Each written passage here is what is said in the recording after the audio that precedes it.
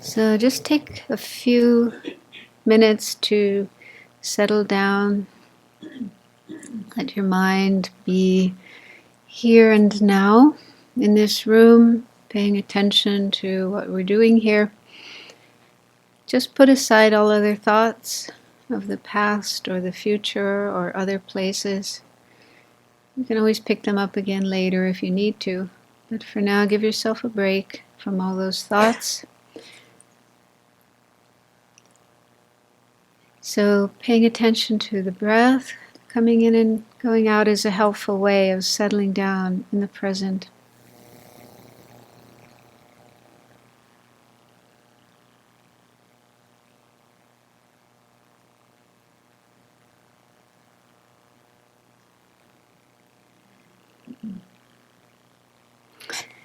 And then take a few more moments to generate a positive altruistic intention or regenerate the one you developed earlier this morning.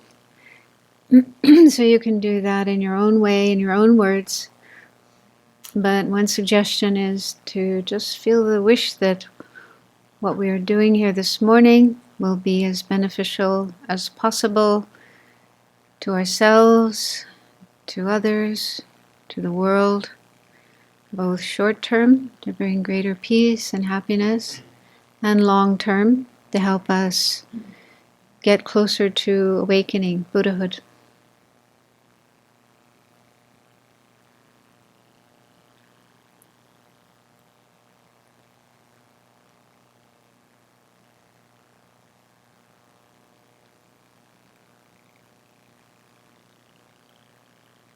So good morning. I hope everyone had a good night, good rest, good dreams. So last evening we were looking at Buddhist perspectives on death and dying, how these topics are viewed and dealt with in Buddhism. And it is a big topic, a big important topic in Buddhism. In particular, the Buddha recommended that we have an attitude of acceptance of the truth, the reality of impermanence and death, that these are natural parts of life. And to avoid or deny is not at all helpful to ourselves or anybody else. So it's really important to acknowledge the reality of impermanence and death and come to be comfortable with it, and then also live with an awareness of our impermanence, our mortality, that we're not going to be here forever. And this is said to be very, very beneficial to do. So we'll start looking today at how to do that, how to maintain an awareness of death, and how it can be very beneficial. So, next slide. Okay. This is a quotation from a text called the Mahabharata. Has anyone heard of it? It's I haven't actually read it, but it's a classic in Indian literature. It's a kind of epic, apparently. Did you read it? I was thinking maybe it's a little bit like Homer's Odyssey. It's full of all these characters, human beings as well as gods and other kinds of beings, and they're having all these interactions and adventures and so on. So apparently it's quite, a classic in Indian literature. It goes way back many centuries.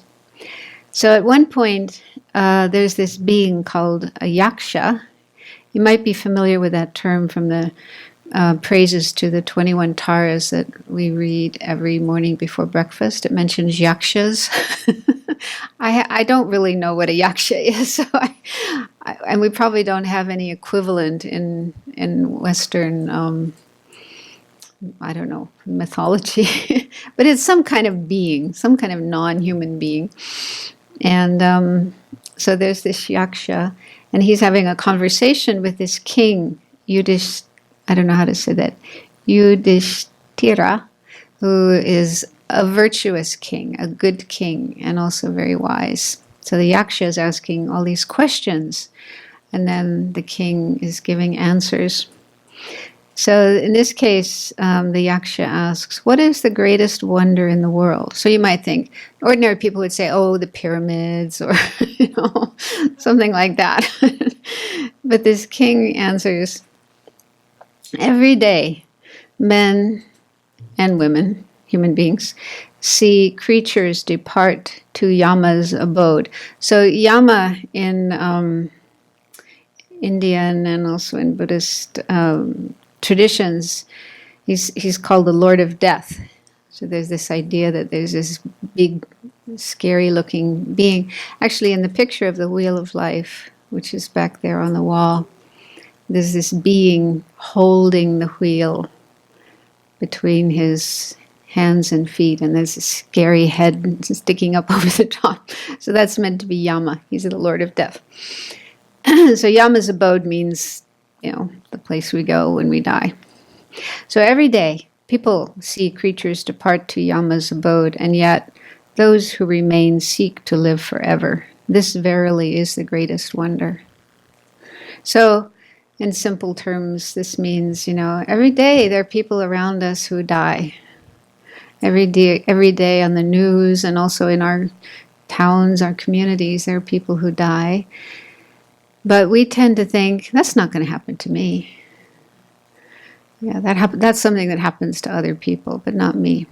So we tend to think, even though I don't think we do this deliberately or consciously, I think it's just a habit, an automatic habit in our mind, that we tend to think we're going to go on forever. We're not going to die. So Buddhism says something similar to this, that, for example, we hear about the death of somebody and we tend to think, oh, isn't that sad? Isn't that tragic? Isn't that terrible? But we usually don't think that could happen to me. I don't know if that's true, though. I think there may be some people who think about that all the time, maybe in an unhealthy way, an obsessive way, like, oh, if I walk out of my door, a bus may run over me, or if I get on an airplane, it will crash, or if I go into the woods, I'll meet a bear that will eat me. So there may be some people who are, thinking all the time about disasters happening. Is that true, do you think? Are there people like that? So that's going to the other extreme. Yeah, so I think there's like two extremes. On the one extreme is, you just never think that you're going to die. You live your life as if you're going to live forever, as if you're never going to die. So that's one extreme, because it's just not true. It's just not realistic. And the other extreme is thinking about it too much, obsessing about it, and being maybe terrified to do anything because you're afraid you might die. So the best thing, the most healthy thing, is somewhere in the middle. A middle way between those two extremes, where we are aware that we are mortal beings, we're going to die one day and not live forever, and then live our life with that awareness in a healthy way, preparing ourselves for death, but not be obsessing about it in an unhealthy way, always in a state of fear. Does that make sense? And also it's kind of interesting, if we look at our mind and what goes on in our mind during the day, we have so many thoughts, right? I know I do. Anyone else have a lot of thoughts? Have you ever tried to count them? Maybe millions or billions every day, just incessant. And if you look at the kind of thoughts that we have, many of them are about the past, reminiscing, recalling past events, but also a lot of our thoughts are about the future. Yeah, we have all these ideas about what we're going to do later today, tomorrow, next week, next year, and so on, off into the future. And we do need to do that, to survive in this world. We do need to think about the future and make plans and whatever preparations need to be done in order to get things done and so on. But then if we ask ourselves, all these things, all these plans I have, all these ideas I have about the future, is it definite that all those things will actually happen? Is it definite that any of them will happen? Right?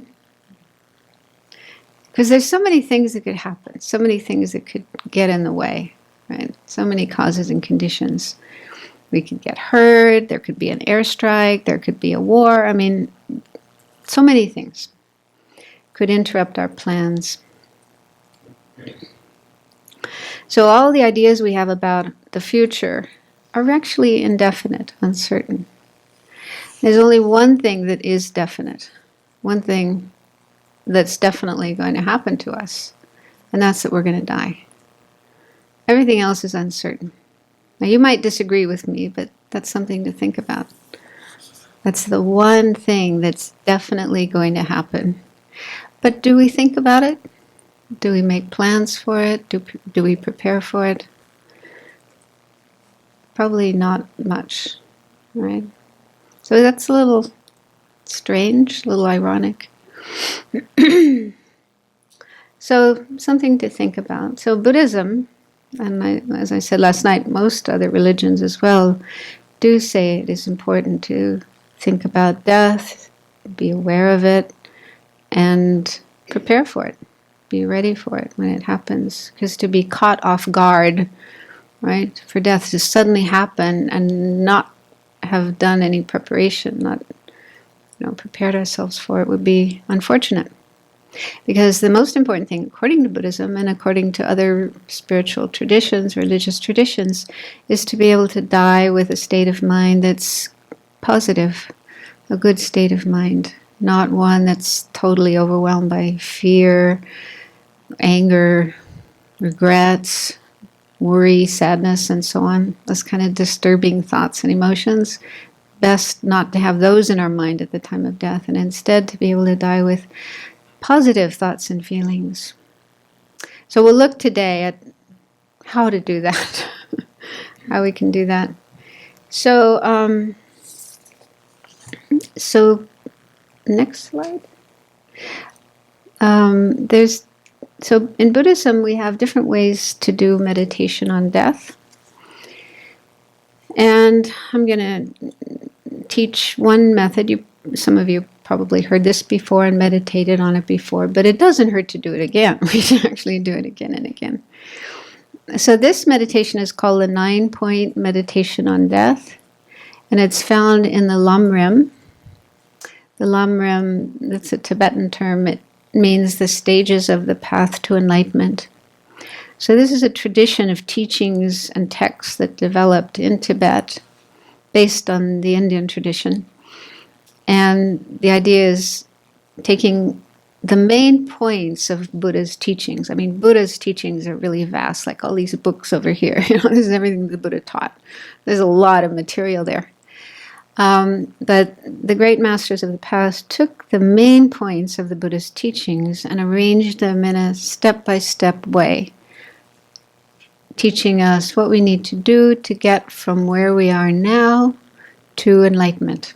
So it's like a path to enlightenment, steps of the path to enlightenment. So within that tradition of Lamrim, there's this meditation, the 9-point meditation on death. So it's broken up into, if you're new to the Tibetan tradition, you might be surprised by all these numbers, but this is very common. And actually, I like it. I find it really helpful to have things broken down, 3 of this and 4 of that and 16 of those. It just kind of organizes things. I know some people it drives them crazy, but it's very helpful, especially for remembering things. Okay, so first there's 3 roots. These are like the 3 most important points. And they are, first, the certainty of death, the fact that death is definitely going to happen. And the second is the uncertainty of the time of death. And the third is how only spiritual practice will help at that time. And then each of these 3 roots has 3 subpoints. And that's how we get 9 points, 9 reasons, 3 for each of the 3 roots. And then there are 3 conclusions. So after each of the 3 roots, we have 3 conclusions. So as we go along, this will become more clear. So I'd like to start by looking at the first root. And so I'll talk about this for a little while, and then we'll stop and do some meditation on it, because that's the real point. The point is to meditate on these points and just get a deeper and deeper awareness and understanding of them. And the whole purpose of this is to help us. Okay, it's not to make us scared and, lose any sense of meaning to life and, think, oh, we're going to die, so what's the point in doing anything? So that's not the point at all. The point, actually, if we do this meditation, it actually enhances our joy, our happiness, and our sense of meaning to life. But initially, in the beginning, if we're not used to thinking about death, of course, it can bring up a lot of not so pleasant thoughts and feelings and emotions. So it's a little scary in the beginning. But the more we do it, by getting used to it, getting familiar with it, our mind settles down, and then we can see the benefit of it. Okay, so the first root then is the fact that death is definite. And that may seem obvious. Yeah, I know that. But then, we do tend to avoid thinking about it. And like we looked at in that previous slide, there's this tendency to live our life as if we're going to be here forever. We don't usually take death into account. We don't, include it in our plans for life.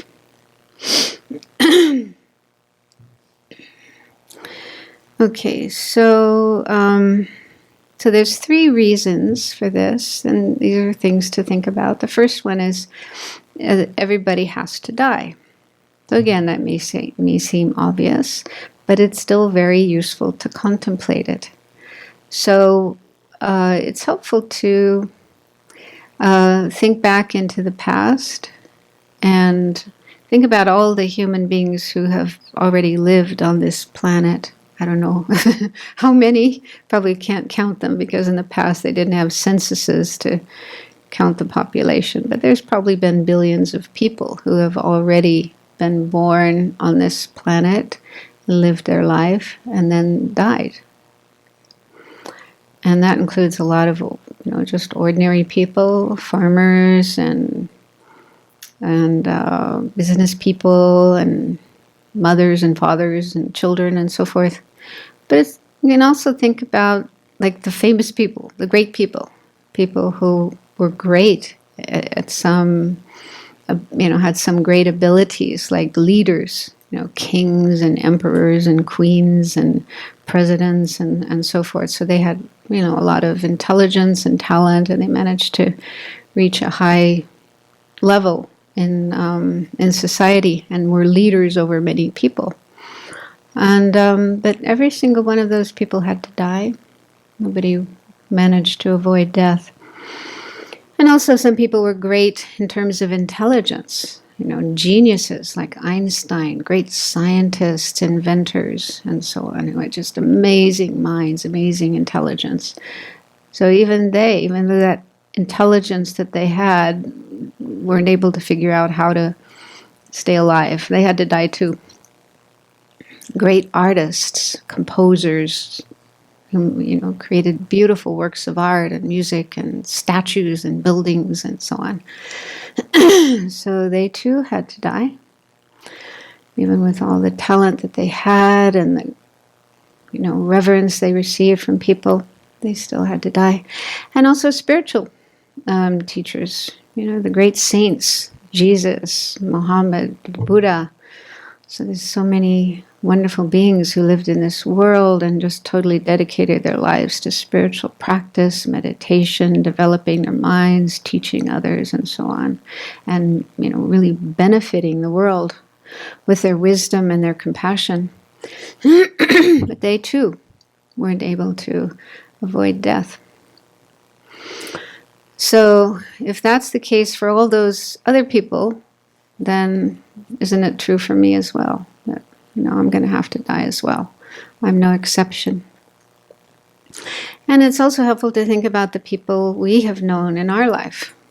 Go back in time and think back as far as you can and remember the people in your family or classmates at school, people you worked with, bosses, fellow employees, neighbors, just people you have known who have already passed away. And then think to yourself, well, that's going to happen to me too. Just as those people had to die, so will I. I too will have to die one day. So these are just ways in which you can really bring home the idea that it's something we all have to go through. It's something we all have to experience. And in fact, that itself, even though, initially we don't like thinking about this, but it can be helpful just to realize we're all in the same boat. We're all in the same situation. Nobody's exempt.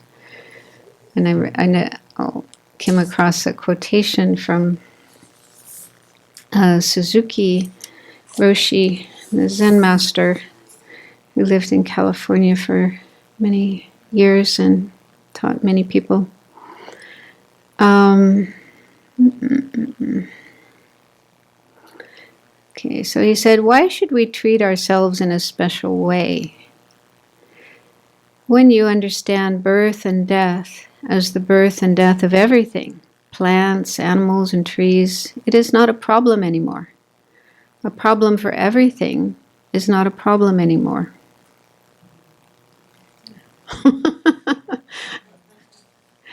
So I think that's true. I think if you realize, we all have to go through this experience. So why should I be an exception? Why should I be any different to anybody else? It doesn't make sense, does it?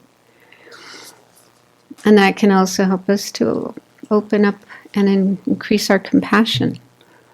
Open up our heart. We all have to go through this experience of death. It's not only me. So like I say, initially it's difficult to accept this, but with time, thinking about it more and more and more gradually, your mind gets used to it.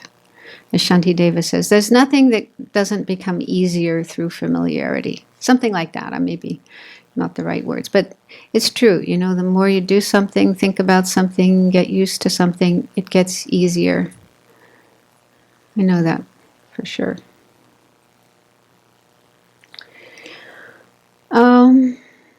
Then point number two is our lifespan is always decreasing. That's why I put the picture of the hourglass there. That's a really good symbol or analogy for our life. It's like we have a certain amount of time, certain number of years, months, hours, minutes, seconds, and it's running out all the time. It's decreasing all the time. Time doesn't stand still. Even if you go off in the woods and you throw away all your clocks and watches and calendars and say, oh, I don't want to have anything to do with time. Time is just a human invention. I don't want to deal with that. But we can't stop time. It's still passing. The sun comes up and goes down, although it's actually the earth that's going around the sun and on its axis. But anyway, that's how it looks. It looks like the sun comes up and goes down, and months go by and years go by. We can't stop that. We can't change that. So it's just like the sands in the hourglass. They're running out continuously. And as time goes on, minutes and hours and months and years, then we're getting closer to the end. I find it helpful another analogy is to think of being on a train, and the train doesn't stop, and the doors are locked. You can't get off. So life is like that, we're on this train or plane if you prefer. That's faster. But we're on this vehicle that's going along, and the destination is the end of our life, death. And we're just continuously moving closer and closer and closer. So again, this is not a very comfortable idea. We don't like to think about it, but it's beneficial if we can see the benefit of having that understanding, that awareness to be prepared for death when it happens, then it is very helpful. Our time is running out.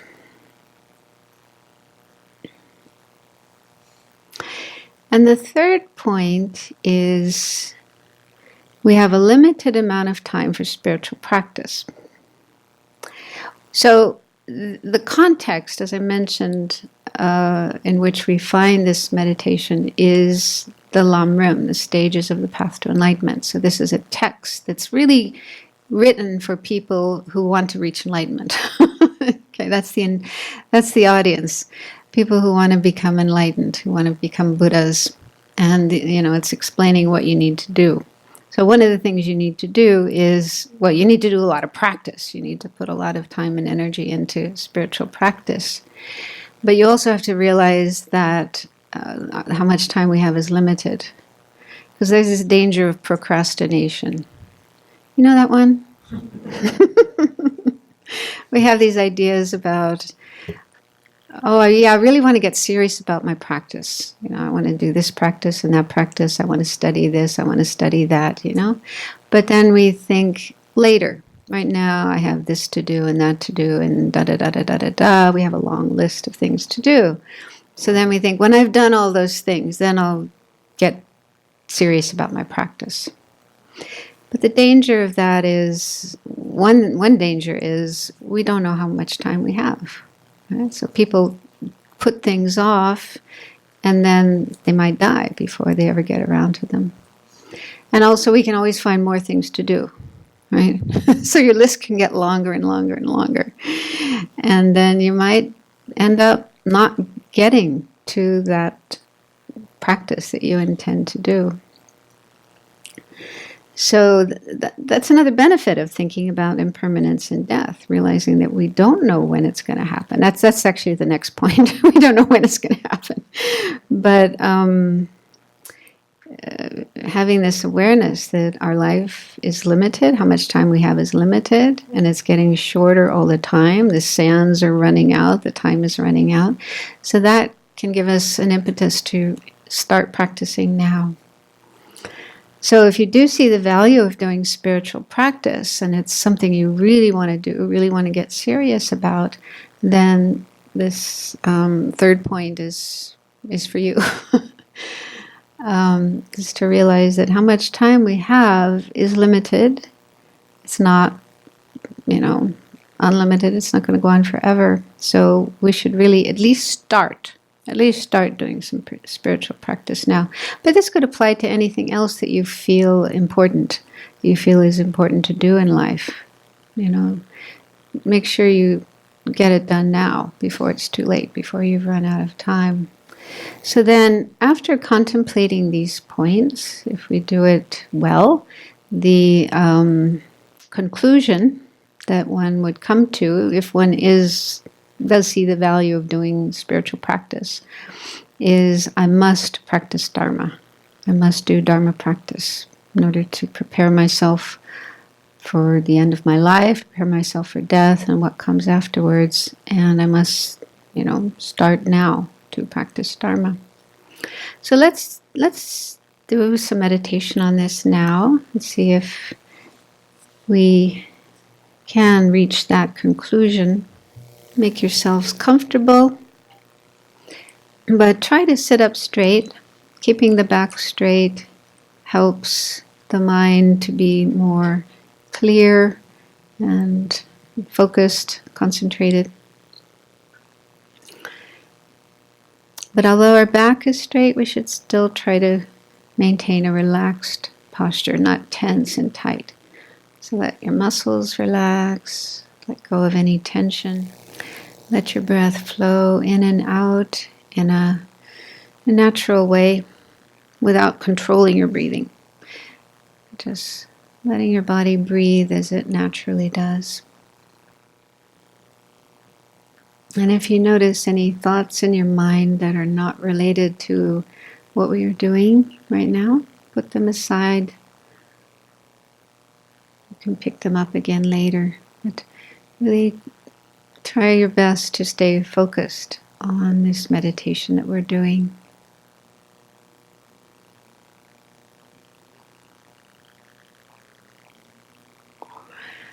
So let's begin by contemplating the first point, that Death is something that happens to everybody. Everyone has to die. So think about people who lived in the past, people you've heard about, read about, famous people.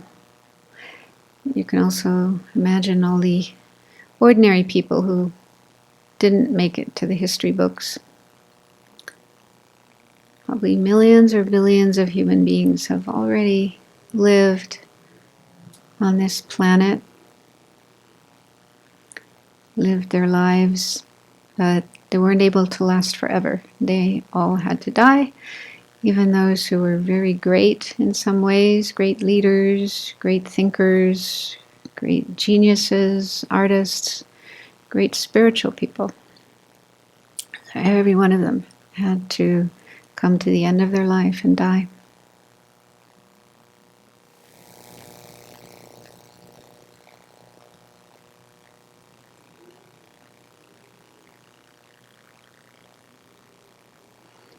Then think about people you have known in your life. Go back as far as you can. Recall people in your family, your neighborhood, your school who passed away.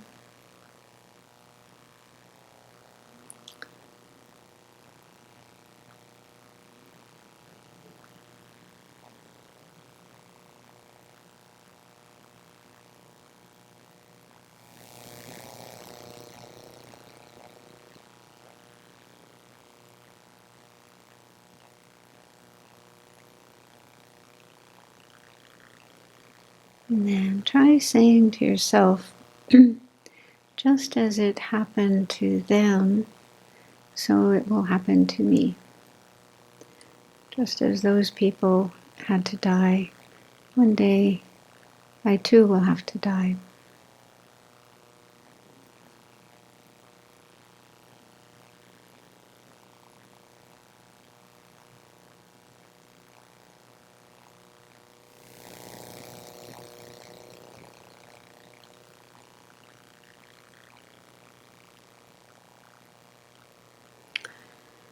Right now, there are more than 7 billion human beings on this planet.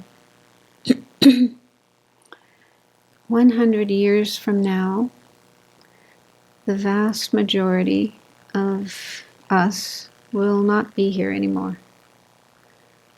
There will be other people. But most of us, except for a few who are just babies or very young children, will have a long lifespan. Most of us will be gone.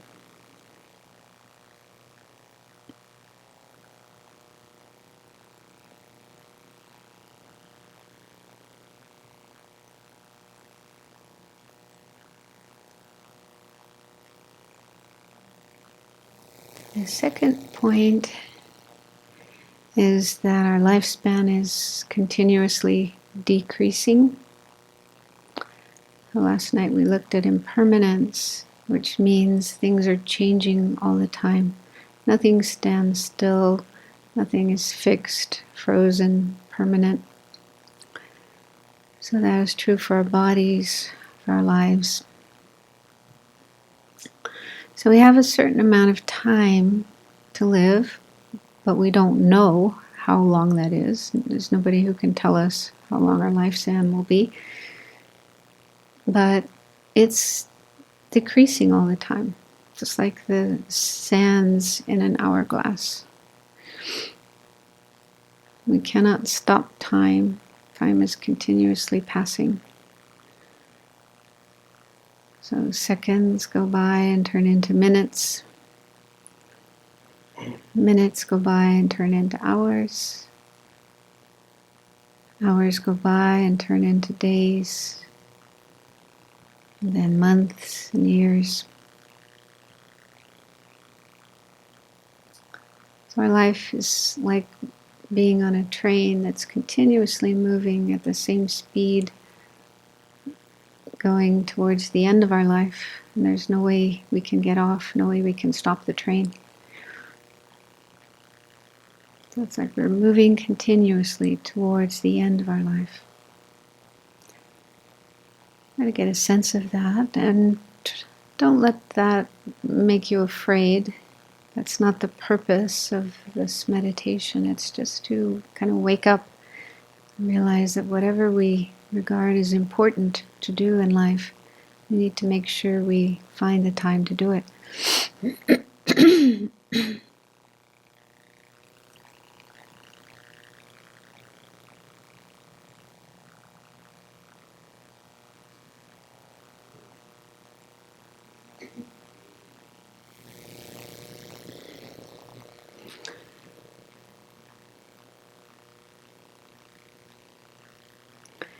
And then the third point is that we have a limited amount of time to do spiritual practice, Dharma practice. So one way we could think of that is that death doesn't wait for people to finish the things that they've started. So the world is full of unfinished works of music, works of art, buildings. People started working on those but died before they completed them. Sometimes people don't even have time to finish eating their dinner before death happens.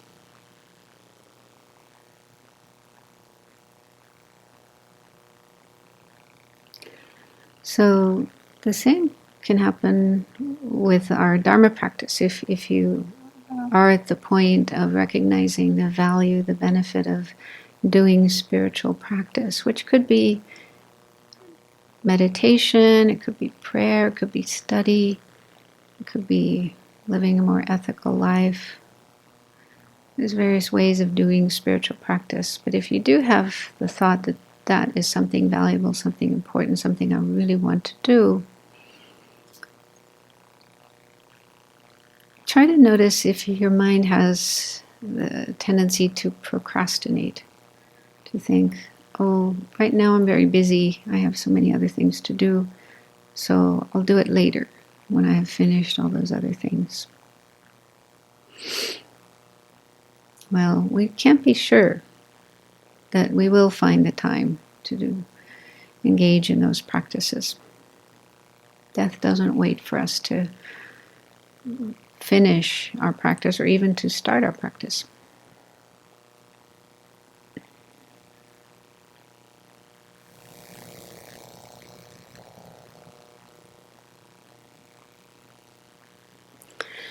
So see if you can reach a conclusion after contemplating these points, that if there is something you feel is important and valuable to do in your life, more important than other things, that you make sure you at least start doing that now, and don't procrastinate, don't put it off to the future, since the future is uncertain. We can't be sure how much time we have, and whether there will be time to begin working on that particular project or practice.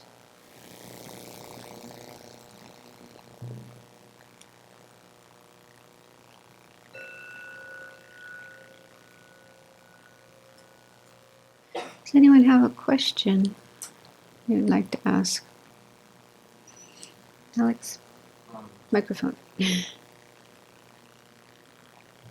It's not so much a question as much as a comment. I remember reading a story about a nun in Australia who had been practicing for a number of years and died from cancer. And one of the things she said prior to her passing away was that she said, like, I procrastinated too long.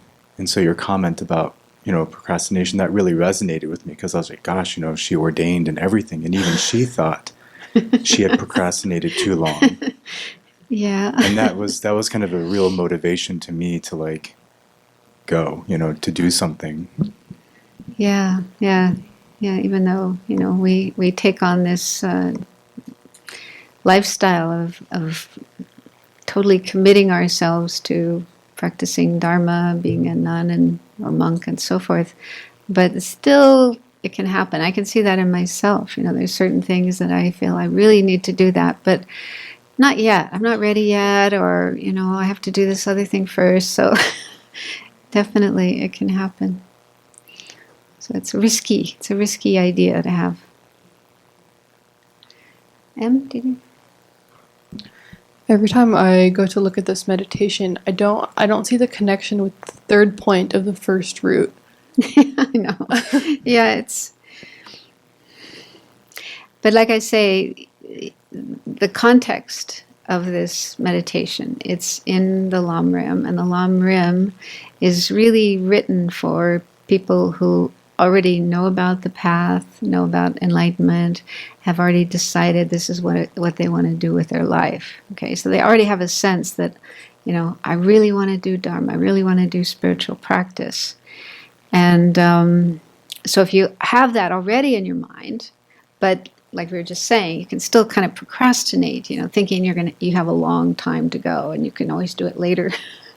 So I think that's the point. The point is to realize, well, I'm not going to be here forever, and I don't know how long I have, and therefore I really, have to make sure I at least start and not procrastinate. That's how I understand it. Does anyone else have any comment on that? We have a limited amount of time to prepare for our death. I mean, Yeah. The spiritual practice is just a practice, and it will go on throughout the rest of our lives. But to really spend time thinking about how we want to die, then that's the limit. That's the limit. We can't wait to get ready. I mean, it's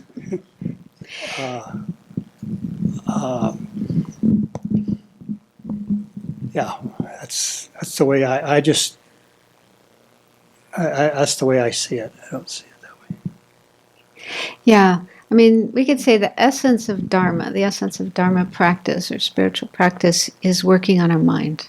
It's not reciting mantras or accumulating prostrations and mandala offerings and things like that, but it's working on our mind, learning to deal with our mind, learning to manage the disturbing negative aspects of the mind and develop the positive aspects of the mind. So that will help us be ready for death, but it will also help us in the future lives up to enlightenment. So that's really what's being talked about here, learning to work on our mind and our emotions. Wait, what you said last night. the microphone. I thought about it this morning, and basically the bottom line is, peaceful life equals peaceful death. And so we have a limited amount of time to get our life screwed around so it's at least peaceful part of the time, because we're going to need that muscle memory when it comes time. Yeah. I have a question, actually. Yeah. So for me, this point is sometimes kind of challenging because in many ways it's very much a cerebral exercise. Even though, I've worked in healthcare for a number of years, I've had patients die, and even there it's sort of a very disconnected experience. And I think part of the challenge is because I have a hard time having a sense of urgency in preparing for death through a spiritual practice. And that's really kind of what this is trying to convey, is that there's a sense of urgency to begin the work now. So what sort of suggestions might you have, perhaps, to, we reflect on famous people, spiritual people that have passed away before us, that nobody alive today, it will be alive in 100 years or something like that. Mm-hmm. Are there other ways to get a sort of more concrete, intimate experience of that, to really have a raw experience of that through our practice or meditation? Well, what I've heard my teachers, the Buddhist Tibetan Lamas, say is, before going to bed every night, we should think, I might die in my sleep. I'm not sure, it's not definite I'll wake up tomorrow morning. And this is definitely true. I know 2 people who died in their sleep, and they were not healthy. They were not sick, they were not old, they were middle-aged and healthy. but they just went to sleep and didn't wake up again. And I've heard of other cases of that as well. So, there's no certainty that, when we go to sleep, we'll wake up in the morning. And so just to prepare ourselves for that. And then they also say when we do wake up in the morning to think, wow, here I am. I didn't die last night. How amazing that is. I'm still alive. I still have this human life with all the opportunities to engage in spiritual practice. So I'm really going to make good use of it. So this is one thing they recommend. And I have to admit, I'm not very good at that, except when I'm in retreat and I have more energy for that. But we have to make the effort. We can't expect someone's going to do it for us. So we have to find ways. And you can find your own ways, hang a picture of a skeleton in your room. This is what some Buddhists do. They're reminders of death. And also in Christianity, I remember seeing this photograph of an altar in a monastery somewhere in the Middle East. And it was just full of the bones, the skulls and the bones of the monks who had lived there and died there, So they kept all these bones piled up just as reminders, This is going to happen to us too. So, work hard. So you could be creative and find your own ways of reminding yourself, but you have to do it. Yeah. So, Ken. I seem to have the opposite problem. I didn't meet the Dharma until I was 61 years old, about 8 years ago, due to causes and conditions. So I actually have this intense sense of urgency. And for me, I think I need to pace myself, and I need to know how to do that because I feel like I'm playing catch up. And so mine is the opposite to procrastination. Mine is an urgency that maybe is unhealthy to some degree. Yeah, I was thinking of a woman that I met and know, and yeah, she didn't meet the Dharma till she was about 50, and she had a similar kind of, and she really jumped in, and she took on all these initiations. And she spends something like 8 hours a day doing all these, practices. And I think she overdoes it sometimes because she gets really bad lung. I don't know if you've heard of lung. It's meditator's disease. And when you overdo it, you can get your system out of balance. So we do need to find a balance. We need to practice and not, procrastinate or avoid it. But we also have to be careful not to overdo it and end up harming ourselves. And so I think your body can sometimes tell you when you're overdoing it. If you get sick, if you get exhausted, if you get frazzled. Yeah.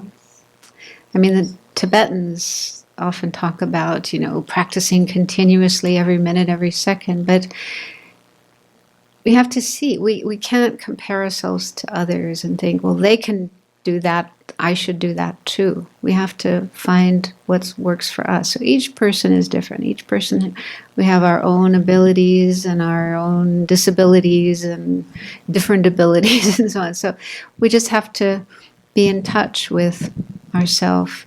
And trial and error too, like I've made lots of mistakes in my practice and I've learned from them. So, I'm still trying to find that middle way, that middle balance. But there's always something you can do. So even if you're exhausted, and you're lying in bed, there's still things you can do with that kind of situation to make it meaningful, to make it beneficial. So a lot of it is also just learning different kinds of practices that can be done in different situations. So it's great. I like what I hear, that you have this strong wish to practice as much as you can. That's fantastic. But you also need to take care of your health, your body, your mind, and also people around you. Sometimes people get so intense in practice, they just, they kind of neglect. Mothers neglect their children, So we do need, and that's part of practice too, taking care of people around us. That's not opposite to the practice, being loving and kind and caring and compassionate to the people around us. So there's so many ways of practicing in different situations. It's always something we can do. Somebody else, Kathy? Just to expand on that a little, this is such a Western question, but does any Dharma practice, is there a sutra? Or, where's the shortcut? Are we going to get that on Sunday? On Sunday when we graduate, we'll have the sutra, the shortcut to preparing for death.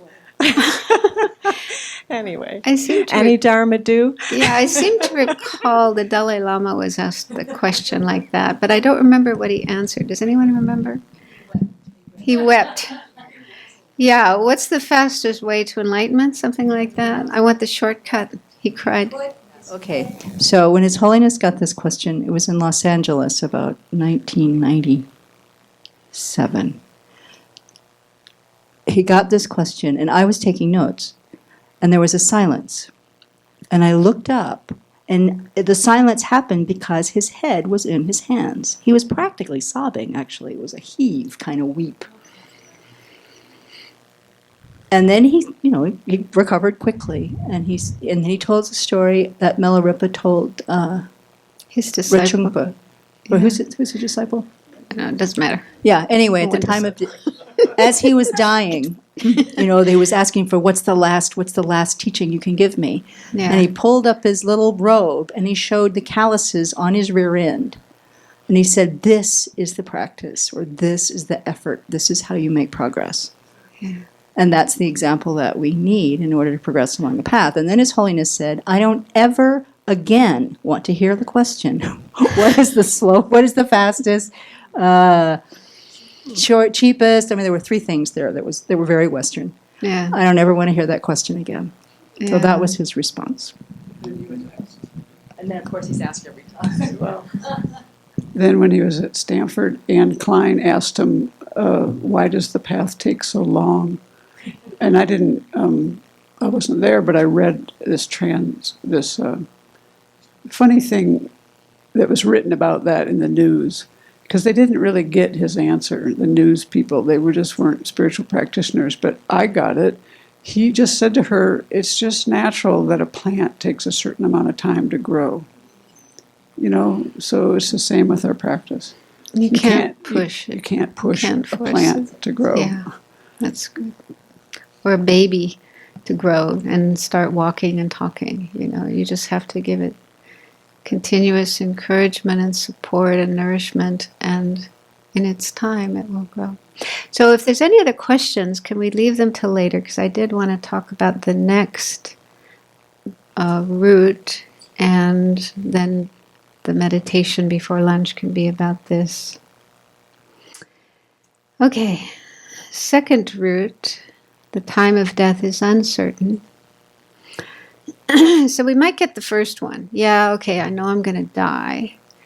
But then the sense we have may be, it's a long way off. It's way off, years and years and years down the line. You ever notice that? It's not going to happen anytime soon. So this meditation is to counteract that. So the three reasons are, first, human life expectancy is uncertain. I don't know if expectancy is the right word. We do say, it's 80-something. It's always more for women than for men, which is interesting. But, 80-something for women and 70-something for men. Okay, that's life expectancy. But that doesn't mean everybody is guaranteed that many years, right? Okay, so it's uncertain. It isn't the case that every single human being that comes into this world is guaranteed a certain number of years. And then we know, at that point, I'm going to die. My life's going to end. That would be very convenient in a way, because then we could really plan our lives and make sure we do everything that's important before we die. But that isn't the case, because people die at all different ages, all different stages, from, right after birth, until 116, 117. I mean, there are cases of people living that long. And there's no way of knowing. We can't Google, you know. We can get a lot of information on the internet, but if we type in, "This is my name, this is my date of birth, when am I going to die?" you know, that's not going to come up. There are fortune tellers, you know, people look at your palms or look at your irises, but I mean, that's not definite, right? I hear sometimes people are given, prediction they're going to die at a certain point, but it doesn't happen. So there's really no way of knowing how long we're going to live. Number two is there's many causes of death. Okay, so it's not the case that everybody dies of the same thing. Most people apparently die of illness, cancer. What's the biggest one? I think it's heart disease. Heart disease is number one. Cancer is pretty high on the list. What else? Well, I was thinking about illnesses. Mental illness, yeah. So there's different kinds of illnesses, different things that can happen to our body. And so we might get one of these illnesses, and that would be the cause of death. But there's lots of other, they call unnatural causes of death, different kinds of accidents that can happen in cars and planes and even on bicycle, even walking down the road, you could get hit by something. So there's many different ways that people can die. And so it's useful to think about that. It's useful to bring to mind examples of people you know or stories you've heard of the different ways that death can happen. And the point is to think, that could happen to me too. That could be the cause of death. Like I mentioned, these people who just died in their sleep. Right? They weren't sick. There was nothing from the outside that happened to them. I guess it happens to babies as well, children. They call it sudden, what is it? Infant. Yeah. It happens to adults too. And then they can't find anything wrong, any cause of death. So, and the third point is that our body and life are very fragile. So while we're healthy, if nothing seriously is going on with us, we may feel invincible. We may feel, I've got so much strength, so much energy, I can do so many things. Nothing could kill me, nothing could happen to me. But in reality, it doesn't take that much. Yeah, when you think about some illnesses and how they start off as tiny little microscopic viruses. We can't even see them with our eyes. Cancer cells, they're so tiny, they're invisible to our human eye. We can only see them under a microscope. But those tiny, tiny little things, if they are in our body, they multiply, they grow, they take over, it can cause death. So this big body that we have, this life, this strength that we have can be shattered, knocked down by something very, very tiny, very small. And also a bullet. Some people die because of a bullet being shot in them. That's relatively small. But if it goes into the right place, or the wrong place, you might say, the brain or the heart, then very quickly, that's it. Life is finished. And even very innocent things. Potato chips. I heard about a guy who was eating potato chips, and a piece got stuck in his windpipe, and he choked to death before he could get help. A potato chip. A potato chip can be the cause of death. You wouldn't think that, right? I heard of somebody else who was sucking on a sweet, like a cough drop or something, and it went down the wrong way. And the interesting thing, it's kind of interesting, I guess, tragic, but this person was, I read this in the newspaper, it was an article in the newspaper, this person was giving a speech at a Lions Club or Kiwanis Club or something like that, and the topic of his speech was how just this, life is uncertain. We don't know how long we're going to live. And so we really have to make good use of our life. So he gave this wonderful talk, and people were applauding and, very happy with the talk. And he sat down and just fell over. And this is what had happened. He'd had a sweet in his mouth. It went down the wrong way, and he choked to death before help could come. So, yeah, it's really interesting to look at things that happen to people. I mean, that's probably unusual, but it does happen. And it could happen to us as well. And another thing they say, and it's not so much mentioned directly here, but they say that even things that are normally meant to keep us alive and prolong our life and support our life can be the causes of death. Like food. Okay, some people do die as a result of eating food that's been contaminated or poisoned, or is that the right word? Contaminated, food poisoning, and potato chips and sweets and so on that go down the wrong way. Another example is medicine. Sometimes people die because of the wrong dose, or they have a reaction, or people go into a hospital in order to be treated for one thing, and while they're there, they get something else that causes death.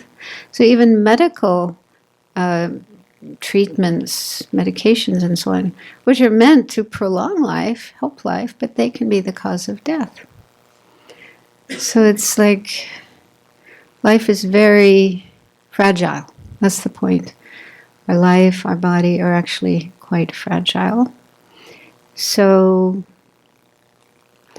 the conclusion to this meditation, if we contemplate these points, is if we do see the value of doing Dharma practice, to really make sure we start now, today, and not procrastinate. When I get home, when the kids grow up, when I retire, when I've earned a certain amount of money, I'll stop and start practicing, but start now. And how we practice, I'll talk more about that later. What kind of practices can we start doing now? Even if you're still very busy in your life, and the kids are still at school, and you still have to work, and so on and so forth. There's, you don't have to wait till you retire. There are things we can do starting right now, starting today.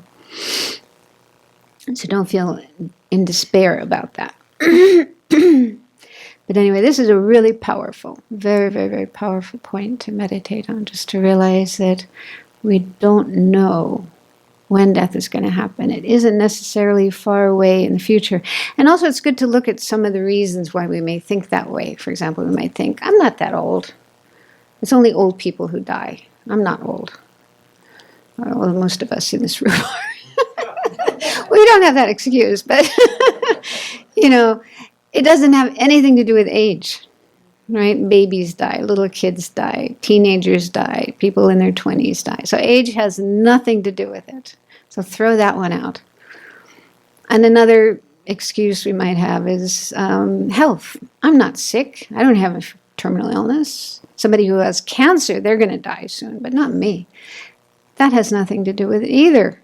A healthy person might die before the person who's got stage 4 cancer, because there's so many other ways that death can happen. So age has nothing to do with it. Health has nothing to do with it. Intelligence has nothing to do with it. Really smart people can die before dumb ones. Right? So there's no excuse to thinking, it's not going to happen soon. Yeah. So it's good to look at our mind and the kind of thoughts that come up in our mind, the kind of excuses that we make to think, oh, I don't have to worry about that now. I'll worry about that later. Okay, so we'll have a break now. And then after the break, you can spend some time contemplating these points.